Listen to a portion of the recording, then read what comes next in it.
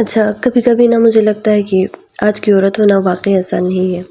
ہم صبح آنکھ کھولتے ہیں اور ساتھ ہی ذمہ داریوں کے سمندر میں اتر جاتے ہیں۔ گھر، بچے، شوہر، سسرال، اور اگر کوئی جاب کرتی ہیں تو پھر جاب کی ذمہ داری الگ سے۔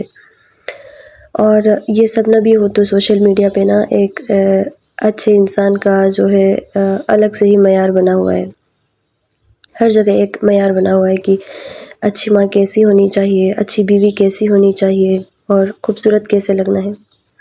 ماڈرن بھی رہو مگر حد میں بھی رہو۔ اور اس سب کے بیچ ہمارا ایمان کہاں کھڑا ہے؟ اب سوال تو یہ ہے، ہم سکرول کرتے ہیں، کسی کا خوبصورت گھر دیکھتے ہیں، کسی کی پرفیکٹ فیملی، کسی کی خوشحال زندگی دیکھتے ہیں، اور آہستہ آہستہ دل میں ایک خاموش سی بے چینی آ جاتی ہے کہ یہ سب کچھ میرے پاس کیوں نہیں ہے، اور یا پھر خود کو پھر دوسروں سے کمپیئر کرنے لگتا ہے انسان کہ میں اتنی اچھی کیوں نہیں ہوں۔ ہم کمپیریزن کرتے کرتے شکر کرنا بھول جاتے ہیں، اور ایمان کی حفاظت کا پہلا قدم شاید یہی ہے کہ اپنے دل کو حسد اور کمپیریزن سے ہم بچائیں۔ اور ہر وہ چیز جو آنکھوں کو خوبصورت لگتی ہے لازمی نہیں ہے کہ وہ دل کو سکون دے۔ اور آج کی عورت نہ تھکی ہوئی ہے، صرف جسم سے نہیں بلکہ دل سے بھی ہے، کیونکہ وہ سب کو سنبھالتی ہے مگر اس کو سنبھالنے والا کوئی نہیں ہوتا۔ وہ دن بھر مسکرا کر سارے کام کرتی ہے، سب کو سنبھالتی ہے، مگر رات کو تکیے پر آنسو بھی آ جاتے ہیں۔ اور یہی وہ وقت ہوتا ہے جب شیطان دل میں وسوسہ ڈالتا ہے کہ کیا فائدہ ہے اتنی قربانیوں کا، کیا فائدہ ہے اتنی تکلیفوں کا جب کوئی قدر ہی نہیں کرتا۔ اور یہاں ایمان کی حفاظت کیسے ہو؟ کیونکہ شیطان وسوسہ ڈال کے ہمارا ایمان کمزور کرنا چاہتا ہے، اور شاید ایسے کہ ہم اپنی نیت کو لوگوں سے ہٹا کر اللہ کی طرف کریں، اس طرح سے ہم اپنی ایمان کی حفاظت کر سکتے ہیں۔ اگر کوئی نہیں دیکھ رہا ہے تو اللہ دیکھ رہا ہے، اور ہم یہ سوچیں کہ اگر کوئی شکریہ نہیں کہتا تو بھی اللہ حساب تو رکھ رہا ہے نا۔ ایک اور بڑا امتحان حیا کی حفاظت ہے۔ آج حیا کو پیچھے رہ جانا سمجھا جاتا ہے اور سادگی کو کمزوری سمجھا جاتا ہے، مگر حقیقت یہ ہے کہ عورت کی اصل طاقت اس کی حیا میں ہے۔ ایمان کی حفاظت صرف بڑے بڑے کاموں سے نہیں ہوتی ہے بلکہ چھوٹے چھوٹے فیصلوں سے ہوتی ہے۔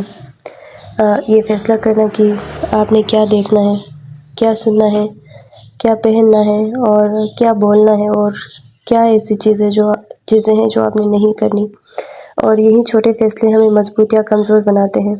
اور گھریلو زندگی میں سب سے بڑا امتحان کیا ہوتا ہے؟ یہ ہوتا ہے نا کہ ہم اپنی زبان کو کنٹرول کریں۔ تھکن میں ہم سخت الفاظ بول دیتے ہیں، غصے میں ہم دل توڑ دیتے ہیں، اور بعد میں افسوس ہوتا ہے، مگر الفاظ ظاہر ہے واپس تو نہیں لے جا سکتے ہیں۔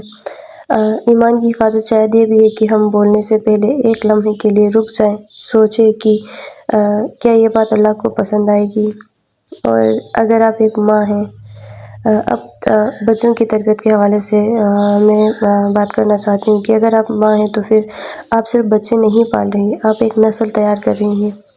بچے وہی سیکھتے ہیں جو وہ دیکھتے ہیں، بچے وہ نہیں کرتے جو آپ انہیں کچھ کرنے کو کہتی ہیں، بچے وہ کرتے ہیں جو آپ کو کرتا ہوا دیکھتے ہیں۔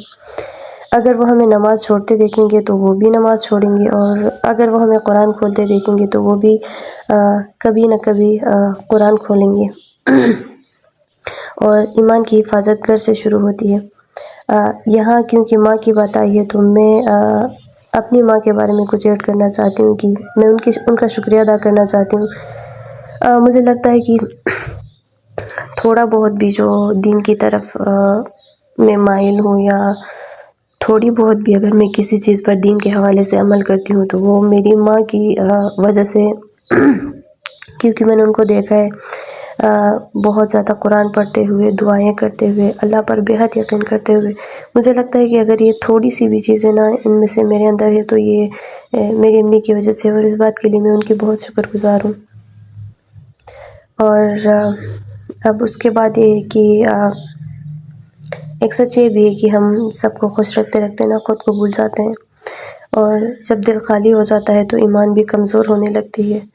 روز صرف 10 منٹ اپنے اور اللہ کے لیے رکھیں، چاہے 2 رکعت نفل پڑھیں، اور یا چند قرآن کی آیات پڑھیں، یا خاموشی میں دعا کریں، اپنی کوئی پریشانی، اپنی کوئی بھی دل کی بات آپ اللہ سے شیئر کریں اور اللہ کو دوست بنائیں۔ یہ چیز بہت سکون دیتی ہے، اور یہ 10 منٹ ہماری روح کو زندہ رکھنے کے لیے بہت ضروری ہے۔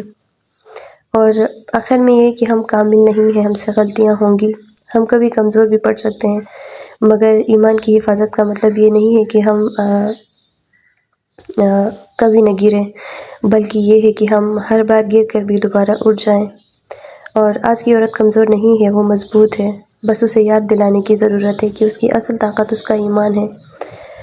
اگر ہم اپنے دل کو اللہ سے جوڑے رکھیں تو دنیا کے دباؤ ہمیں نہیں توڑ سکتے۔ شاید ہم سب کو پرفیکٹ بننے کی ضرورت بھی نہیں ہے، بس سچا بننے کی ضرورت ہے، اور جب دل سچا ہو تو اللہ خود حفاظت کر لیتا ہے۔